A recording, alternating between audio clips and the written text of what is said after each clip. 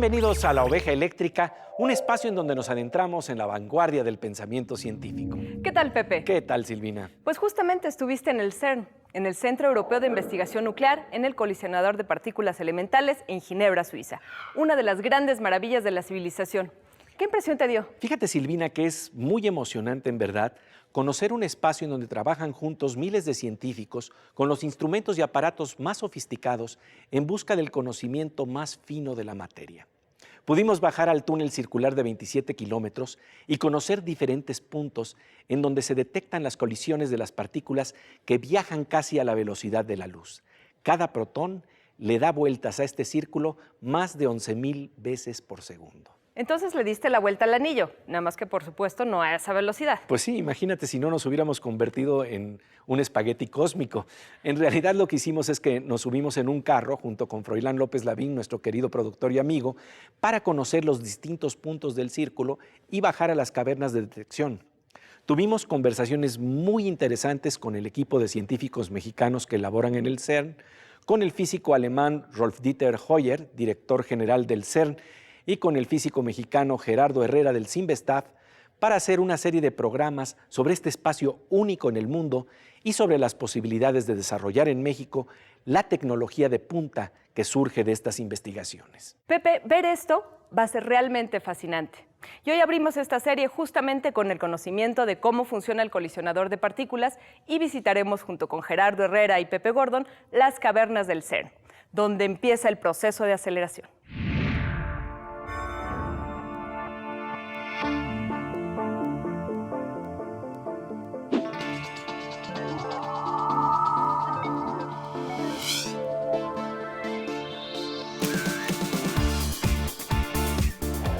Gerardo Herrera, aquí arranca todo.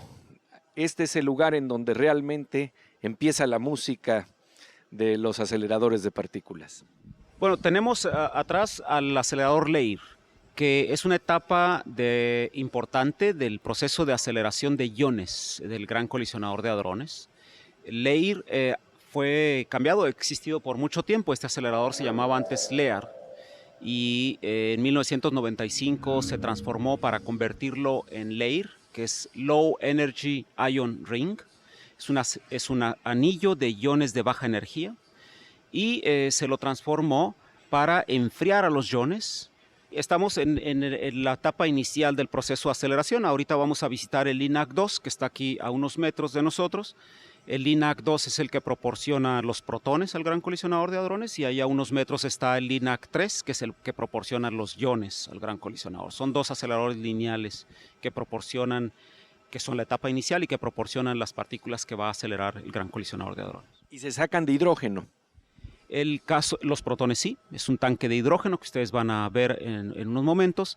Este tanque de hidrógeno inyecta los átomos de hidrógeno a un horno, podríamos pensarlo así, a un horno que los calienta, creando un plasma que les quita el electrón, y al quitarle el electrón a los hidrógenos, dejas al protón desnudo, queda un ion de hidrógeno, pero un ion de hidrógeno es un protón, y esos protones entonces se los acelera por el LINAC a una energía pequeña. Al final de esta etapa recta, de esta línea de aceleración, los protones tienen una energía de 50 MeV, que es muy alta, pero que todavía es muy baja comparado con lo que van a llegar a ser en el Gran Colisionador de Hadrones.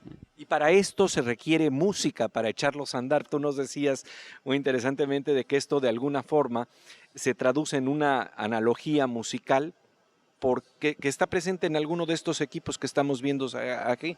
Así es, los iones cuando circulan en este anillo, cuando están circulando a 370,000 veces por segundo, es necesario estarles inyectando energía. Y esto se hace en esta etapa de cavidades resonantes que podemos ver ahí, estos tambores que están resonando a una determinada frecuencia, a 370 kHz, considerablemente más alta que la frecuencia del Do. De la nota musical Do. De la nota musical Do, por supuesto. Y sin embargo entra en consonancia, en resonancia, en ritmo con el haz de los iones que está pasando por ahí. Y cada vez que esto ocurre, pues les da un impulso que los hace conservar o eventualmente aumentar la energía del haz. Entonces estamos, por decirlo así, ante los tambores de guerra que arrancan la colisión. Correcto, sí, hay muchos aspectos musicales en los aceleradores de partículas, así es. Todo empieza con la música, con la resonancia de los tambores, para impulsar la energía del haz que se va a mover en el colisionador de partículas hasta alcanzar velocidades increíbles. Bajaremos a las cavernas del CERN para ver los maravillosos instrumentos con los que se detectan las partículas más finas de la naturaleza. Se trata en verdad de un prodigio de la tecnología y la imaginación para descubrir los secretos de la materia. No se lo pierda. Regresamos enseguida a La Oveja Eléctrica.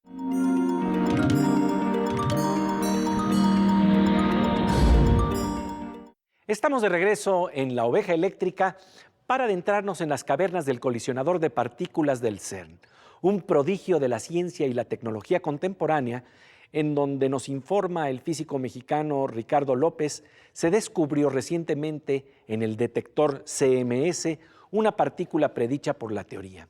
La partícula está formada por 3 quarks, uno de ellos el llamado quark belleza. En el CERN se está tratando de encontrar el bosón de Higgs, el nivel más fino de la materia. Pepe Gordon baja a las cavernas del CERN en Ginebra, Suiza, y conversa con el físico Gerardo Herrera sobre 2 detectores asombrosos del colisionador. El ALICE, en donde participa un equipo mexicano con una colaboración fundamental en los experimentos que ahí se realizan, y el CMS.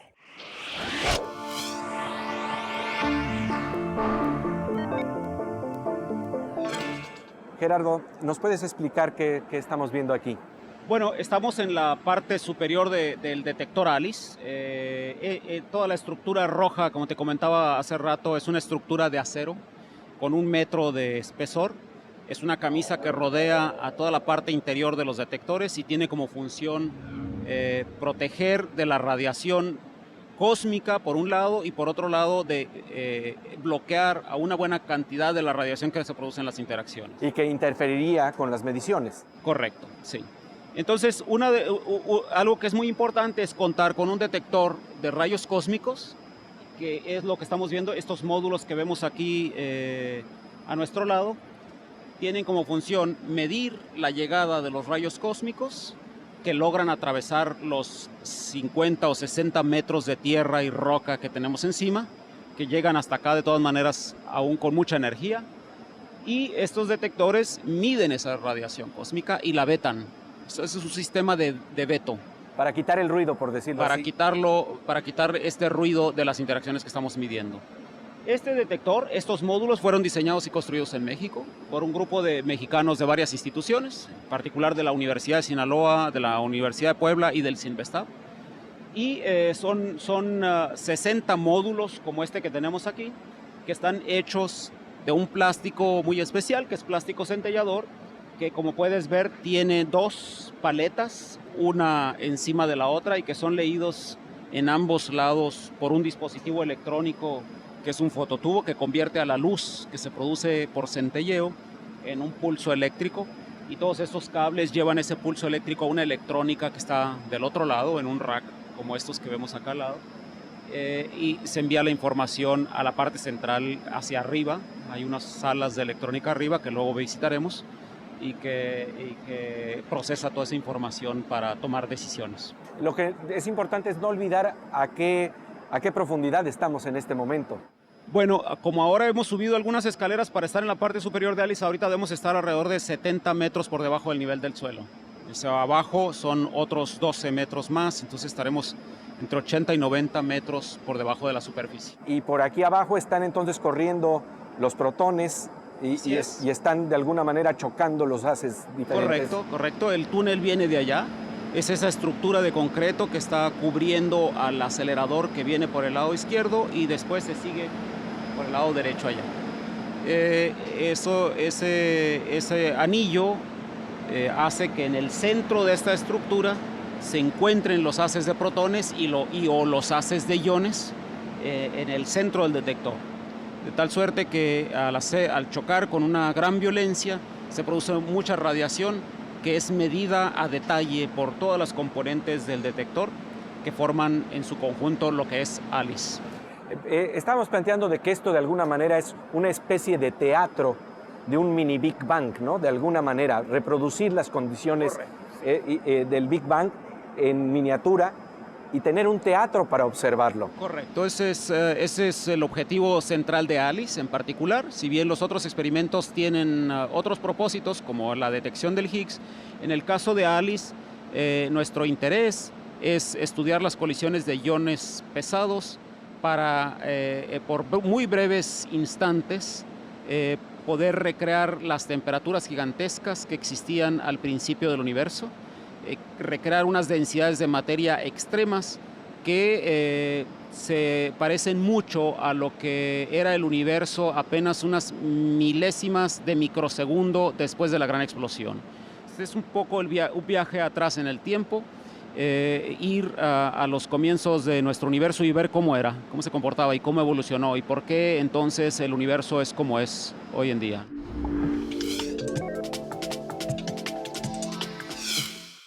Gerardo, estamos en el CMS. Explícanos de qué se trata este detector. Bueno, es en el Gran Anillo, que es el Gran Colisionador de Hadrones, hay 8 puntos que van a lo largo de la circunferencia.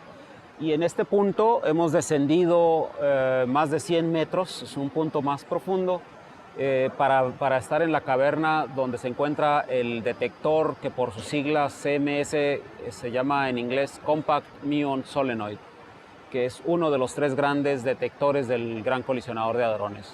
Y lo que estamos viendo acá atrás es la estructura gigantesca de este detector. Ahora que nuestras cámaras se levantan, podemos ver precisamente de qué estamos hablando en términos de la profundidad en la que nos encontramos, ¿no? Así es. El detector que tenemos aquí enfrente, que es el Compact Muon Solenoid, CMS, sus siglas, tiene esa característica especial de que fue construido en la superficie y después bajó. Eso, por supuesto, representa grandes dificultades. Se tuvo que hacer en partes, entonces se hicieron rebanadas del detector.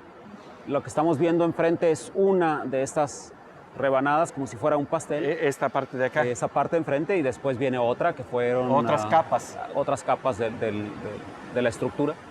Y cada una de esas bajó de manera completa, para lo cual se tuvo que construir una compañía a la que se le encargó el trabajo, tuvo que construir una mecánica especial que soportase el peso enorme que estas estructuras tienen, que de hecho en su momento fue la estructura más poderosa para este tipo de carga. Después de esto, esa misma estructura fue transportada a la India porque se están haciendo obra civil también ahí donde se requiere de levantar grandes pesos, ¿no? Pero eso fue otro de los ejemplos de la ingeniería que se desarrolló acá. ¿Los haces de protones dónde correrían? Bueno, aquí sí se puede ver muy bien cómo llega el acelerador. Va por dentro de esta estructura. Por dentro de la estructura anaranjada. Correcto. Y llega hasta el centro del detector. Del otro lado viene una estructura similar y ahí en el centro se los hace chocar, ¿no? En realidad los 2 tubos donde vienen los haces se juntan a unos 150 metros de aquí.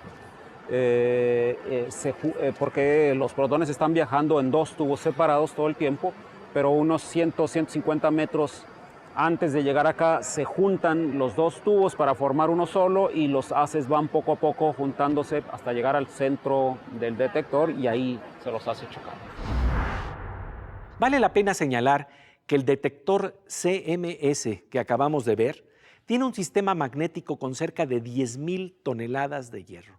Esto es mucho más que todo el hierro de la Torre Eiffel. Todo ese enorme artefacto para localizar las partículas más finas y elusivas del universo, tales como el bosón de Higgs. Seguiremos conversando sobre este apasionante tema, pero antes vamos a la sección de experimentos caseros con nuestra compañera Aura López.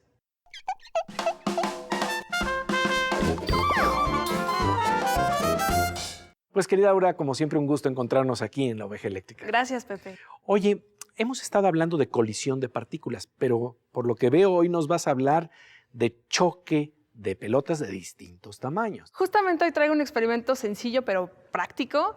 Lo que vamos a ver es la energía cinética que tiene que ver con la masa y la velocidad, y justamente para eso tenemos dos pelotas, una pesada y una chica, que no es tan pesada. Si yo las boto, vamos a ver que la altura es casi la misma. Ahora, ¿qué pasa si ponemos la pelota chiquita sobre la pelota pesada? Sucede que cuando nosotros ponemos la pelota chica sobre la pelota pesada, la que rebota primero es esta, y lo que hace es que le transfiere la energía a la chica, y por eso sale con mayor altura. Pues aquí acabamos de ver simple y sencillamente cómo se puede ilustrar un principio de la física, la cinética, simple y sencillamente con pelotas. Así es, Pepe. Pues como siempre te agradecemos mucho tu presencia aquí en La Oveja Eléctrica, querida Aura. Y bien, después de un corte regresamos a La Oveja Eléctrica para continuar nuestra visita a las cavernas del CERN, el colisionador de partículas en Ginebra, Suiza, y sus asombrosos detectores que exploran los niveles más finos de la materia. No se pierda a La Oveja Eléctrica en el CERN.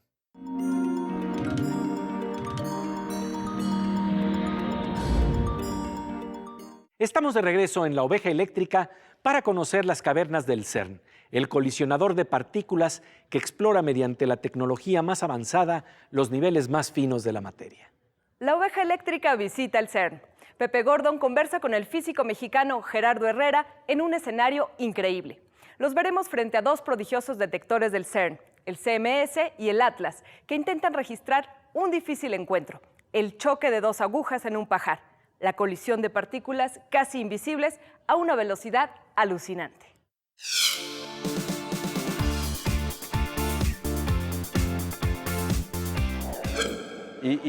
Ahí ahora toca la gran tarea de discernir lo que es valioso de esa información que choca, porque estamos hablando de cuántos impactos. Correcto, es cada vez que se cruzan estos paquetes de partículas ocurren no una, sino muchas colisiones. Es algo que se llama pile-up, que es una dificultad técnica enorme para los físicos, porque pues uno quisiera tener solamente una colisión limpia que uno pudiera medir en el detector, pero por otro lado también uno quiere tener el mayor número de eventos posibles. Entonces hay que jugar con esos deseos y encontrar un compromiso. La gente lo que ha decidido es hacer paquetes de protones que son extremadamente densos. En notación científica es 10 a la 11, que nos da 100 por 10 a la 9, es decir, 100.000 millones de partículas, de protones por paquete. Y al cruzarse, no tenemos solamente una interacción, sino varias. Tenemos muchas, eventualmente 20, en promedio 20 colisiones en solamente un cruce. Y eso entonces produce una gran cantidad de partículas que debe ser medida en todo el detector. Entonces aquí estamos hablando de los choques de los haces y me hablas de cuántos choques vienen por segundo. Bueno, estos paquetes que te decía que son extremadamente densos se están cruzando cada 25.000 millonésimas de segundo. El acelerador, el gran colisionador de hadrones, opera a 40 megahertz. Es una frecuencia altísima para los propósitos de la electrónica. Esto significa que uno tiene 800 millones de colisiones por segundo, de las cuales solamente muy pocas son interesantes. Habrá que discernir cuáles de estas son las buenas. Y solamente un pequeño porcentaje de los eventos de estos llevarán eventualmente al Higgs. Entonces hay que desentrañar toda esa maraña de datos y encontrar lo que estamos buscando. Eso, ahora sí que esa famosa imagen de encontrar una aguja en un pajar es encontrar un Higgs en la maraña. Correcto.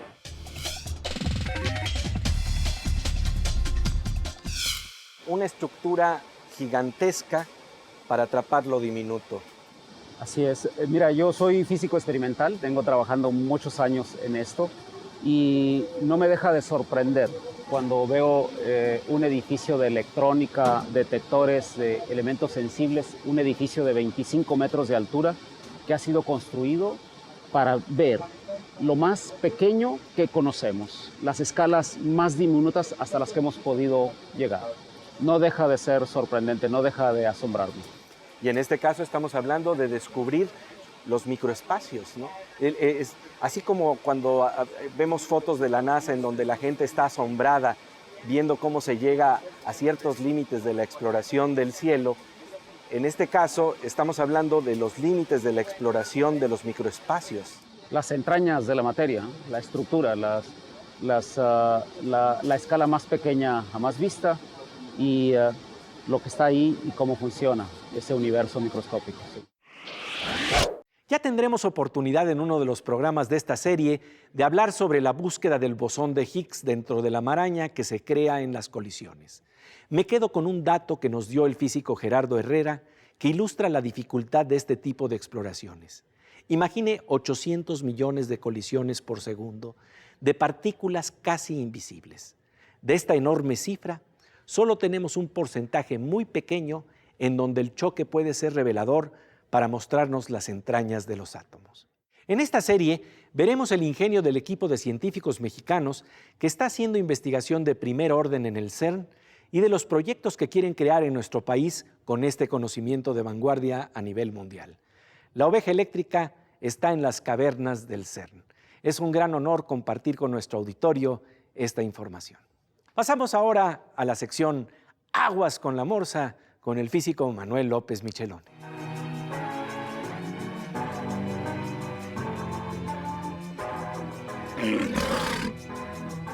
Pues querido Morsa, como siempre un gusto encontrarnos aquí en La Oveja Eléctrica. Muchas gracias, Pepe. Oye, pues tienes una estampa en tu camiseta que pertenece precisamente a una de las colisiones que se dan de las partículas elementales en el CERN.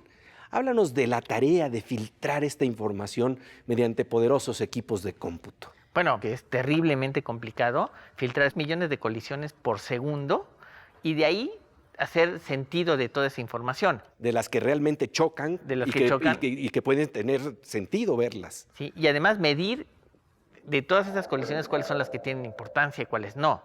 Eso me recuerda un poquito las grandes bases de datos. Cuando tienes una base de datos muy grande, lo importante no es la base de datos, sino las maneras de buscar.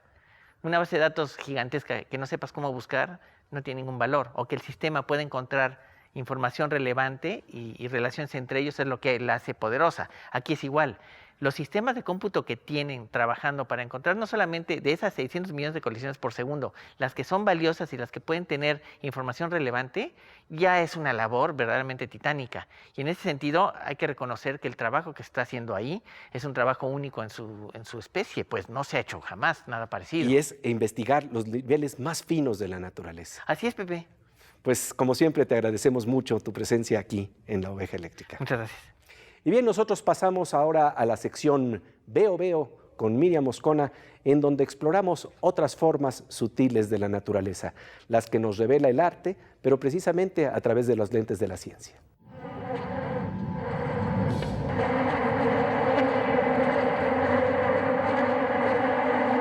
Pues querida Mosca Eléctrica, un gusto de estar contigo aquí. Igual, Pepe Eléctrico. Oye, Miriam, pues el día de hoy hemos estado hablando de la belleza de un choque, pero en este caso del choque de las partículas subatómicas y el conocimiento que generan. Bueno, para mostrarte mi envidia en pocas palabras por haber estado allí y yo no, y por haber visto lo que tus ojos vieron y no los míos, me puse a buscar imágenes que recrearan estas colisiones. Son imágenes, bueno, a mí me parece de una belleza increíble, que nos recuerdan un poco la época de la psicodelia también. Vamos a verlo. Esta locura de colores brillantes como un reguilete en movimiento es una recreación similar a la que los científicos ven y estudian cuando intentan comprender la trayectoria de las partículas subatómicas. La colisión de las partículas hace que se despedacen. Ese hecho pone a los científicos en una situación equiparable a una anécdota que contaba un maestro de preparatoria a sus alumnos, explicándoles que es como si le pegaran a un reloj suizo con un martillo y luego trataran de entender cómo funciona a partir de los pedazos que quedan. El disco abierto como un ojo expulsa estos filamentos de luz y aunque se trate de recreaciones científicas de computadora, son aproximaciones de luz y psicodelia que, ojalá, pronto nos revelen la naturaleza de la última partícula, el bosón de Higgs, la partícula faltante de la materia, pues como dice una nota de divulgación científica, ya es una cuestión de poco tiempo, porque después de ir tras ella con los aparatos más sofisticados que se han creado en este campo, la pobre ya no tiene a dónde esconderse. Pues las colisiones de las partículas no tan solo nos revelan conocimiento, sino nos traen estampas de maravillosa belleza, como nos los revela el ojo de nuestra querida amiga Miriam Moscona. Llegamos así al final de esta emisión de La Oveja Eléctrica. Los esperamos en este espacio donde apreciamos las colisiones más finas de la materia y los encuentros más sutiles del pensamiento. Aquí, en Canal 22. Somos una opción. Nos encontramos con Gerardo Herrera, físico que está explorando en el espacio del CERN lo que son los grandes colisionadores de partículas y que tiene un proyecto interesantísimo para México. Así es, les presentaremos una propuesta muy interesante en el área de aceleradores que tenemos para México y los esperamos en La Oveja Eléctrica. Aquí en Canal 22 vamos a hablar de algo que de verdad puede ser la vanguardia del conocimiento en nuestro país.